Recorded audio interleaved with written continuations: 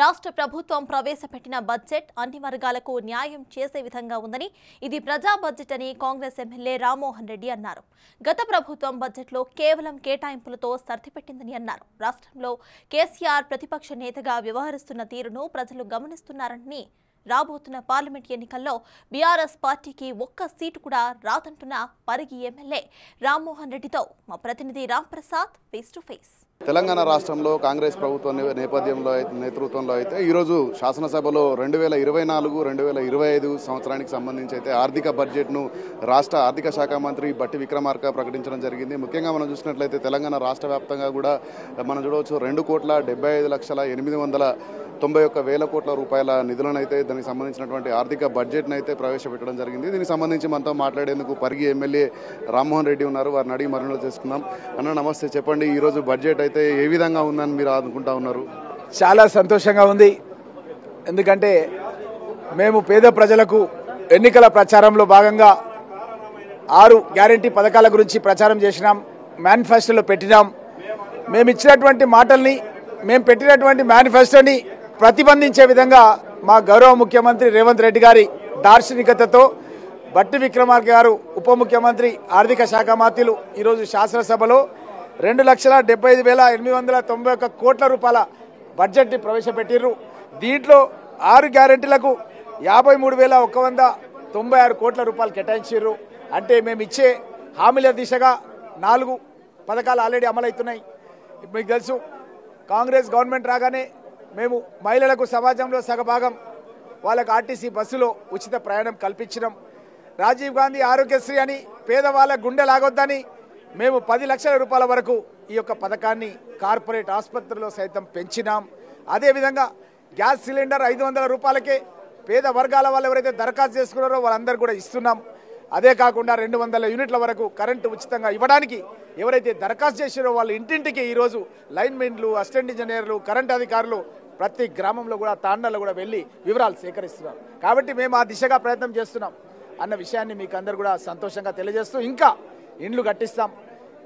5 లక్షల రూపాయలు ఒక్కొక్క ఇంటికి కేటాయించినాం. ఎస్సీ ఎస్టీలు ఉంటే ఇంకొక 1,00,000 రూపాయలు అదనంగా కేటాయించినాం. ఇంటి స్థలం లేని వాళ్ళకు ఇంటి స్థలం కూడా ఇస్తామని చెప్పి మేము గతంలో చెప్పిన మాట నిలబెట్టుకునే దిశగా ఈరోజు పెద్ద ఎత్తున నిధులు 6 గ్యారంటీలకు 53,196 కోట్లు కేటాయించినాం. అదేవిధంగా పంచాయతీరాజ్ శాఖకు 40,080 కోట్ల రూపాయలు కేటాయించినాం. ఎందుకంటే ఈ గ్రామాల్లోనే మన దేశానికి సంబంధించినటువంటి ఆత్మ ఉంటుందని చెప్పి మన జాతిపిత మన మహాత్మా గాంధీ గారు చెప్పడం జరిగింది.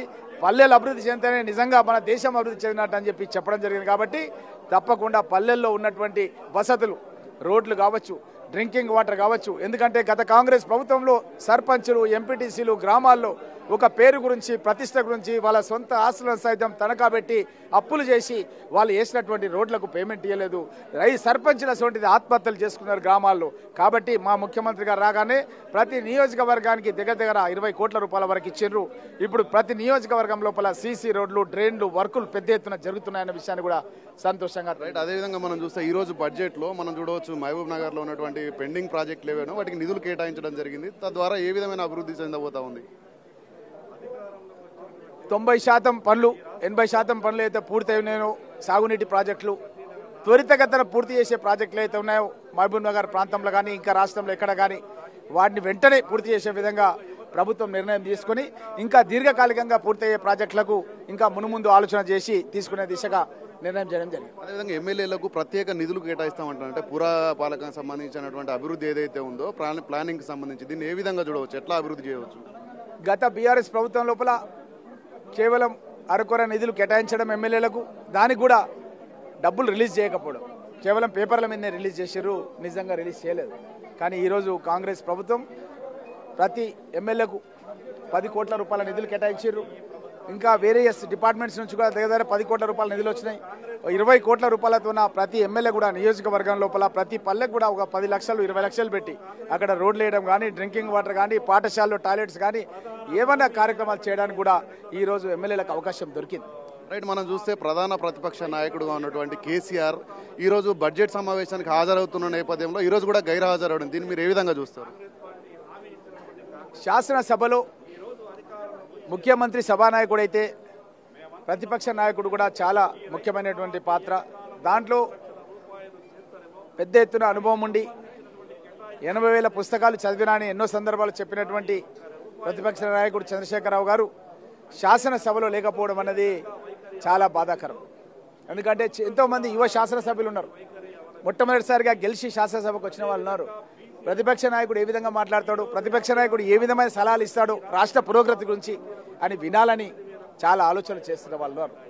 కానీ వాళ్ళంతా కూడా చాలా బాధపడ్డారు. ఎందుకంటే గెలిచినా ఓడినా మనం ఈ యొక్క రాష్ట్రం అభివృద్ధి గురించి, దేశం అభివృద్ధి గురించి మనం పనిచేస్తామని మనం ప్రమాణ స్వీకారం చేసినాం. మన దేశ సార్వభౌమాధికారాన్ని కాపాడదామని చెప్పి మనం ప్రమాణ స్వీకారం చేసినాం. మరి చేసిన తర్వాత గైరాజర్ కావడం అనేది చాలా బాధాకరం అన్న విషయాన్ని అందరూ కూడా చర్చిస్తున్నారు.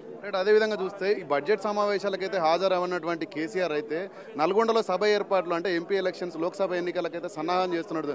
దీన్ని ఏ విధంగా చూస్తారు మీరు? నల్లగొండలో సన్నాహం చేయడం ఒక ఎత్తు అయితే, ఆల్రెడీ బీఆర్ఎస్ పార్టీ ఆఫీస్లో కూడా వాళ్ళ ఎమ్మెల్యేలను ఎంపీలను కూర్చోబెట్టుకొని కూడా మాట్లాడడం అనేది మనం చూసినాం ఈ మధ్యకాలం. కాబట్టి వాళ్ళ పార్టీ పరంగా చేసే కార్యక్రమాలు చేస్తున్నారు. కానీ ఒక ప్రజాస్వామ్యయుతంగా ఎన్నికైనటువంటి ఒక ప్రభుత్వానికి మనం కూడా ఒక నిజాయితీతో కూడినటువంటి సలహాలు సూచనలు చేయాలి అన్న ఆలోచన వాళ్ళకి లేదు. వాళ్ళ యొక్క మంత్రులు చాలామంది వాళ్ళ నాయకులు మాట్లాడుతున్నారు, ప్రభుత్వాన్ని కూలగొడతామని పడగొడతామని చెప్పి మాట్లాడడం ప్రజలంతా కూడా నవ్వుకుంటున్నారు. ఎందుకంటే ఒక స్వేచ్ఛాయుతమైనటువంటి వాతావరణం లోపల ప్రజలు సంతోషంగా ఉండే విధంగా ఒక ప్రజాప్రభుత్వంగా కాంగ్రెస్ ప్రభుత్వం వస్తే దాన్ని కూడా సహించలేని విధంగా ఈ పెత్తందారి ఫ్యూడలిస్టిక్ మెంటాలిటీ గురించి దేశంలో, రాష్ట్రంలో అందరూ కూడా ఈ బీఆర్ఎస్ పార్టీ యొక్క ఆలోచన విధానాన్ని బాగా వ్యతిరేకిస్తున్నారు. మనం చూస్తే నీళ్లు నిధులు నియామకాలని గత ప్రభుత్వం అయితే ప్రజలను కానీ అన్ని వర్గాల ప్రజలను మోసం చేసిన నేపథ్యంలో ఈ రోజు ఉన్నటువంటి ప్రభుత్వానికి ప్రతిపక్ష స్థానంలో ఉండకుండా ఉన్నటువంటి కేసీఆర్ ప్రజలు రేపు లోక్సభ ఎన్నికల్లో ఏ విధంగా తిరస్కరించే అవకాశం ఉంటుంది? మీకు బాగా తెలుసు, ఈరోజు బీఆర్ఎస్ పార్టీ రాష్ట్రంలో లేదు, కేంద్రంలో లేదు. కనీసం వీళ్ళు దేంట్లోనైనా ఒక కూటమిలో, అది ఇండియా కూటమి కావచ్చు, ఎన్డీఏ కూటమి కావచ్చు, ఏదైనా ఒక కూటమిలు ఉంటే వాళ్ళు ఏదైనా అధికారంలోకి వస్తే వీళ్ళు ఏదైనా చేస్తారంటే దాంట్లో కూడా లేరు. నా గర్కా నా ఘాట్కా అంటారు కదా, వీళ్ళ పరిస్థితి అట్లా ఉంది. ఇప్పుడు ఎక్కడ కూడా లేరు వీళ్ళు. కాబట్టి ప్రజలు ఎందుకు ఓటేయాలి ఈ పార్టీకి? ఈ పార్టీకి ఓటేస్తే బీఆర్ఎస్కు వీళ్ళు ఏం చేస్తారు? ఒక ఇల్లు ఇస్తారా, ఒక పథకం ఇస్తారా, ఒక రేషన్ కార్డు ఇస్తారా? ఎవరు కూడా ఈరోజు బీఆర్ఎస్ పార్టీని నమ్మే పరిస్థితులు లేరు. ఎందుకంటే 10 ఏళ్ల నుంచి వాళ్ళు చేసిందేం లేదు. లక్షల కోట్ల బడ్జెట్ పెట్టాలి, పెత్తందారి కాంట్రాక్టర్లకు డబ్బులు పోగేసి ఇవ్వాలి, కానీ పేద ప్రజల యొక్క అవసరాలు తీర్చలేదు. కాబట్టి బీఆర్ఎస్ పార్టీకి ఒక్క సీటు కూడా గెలిచే అవకాశం లేదు అన్న విషయాన్ని స్పష్టంగా తెలియజేస్తారు.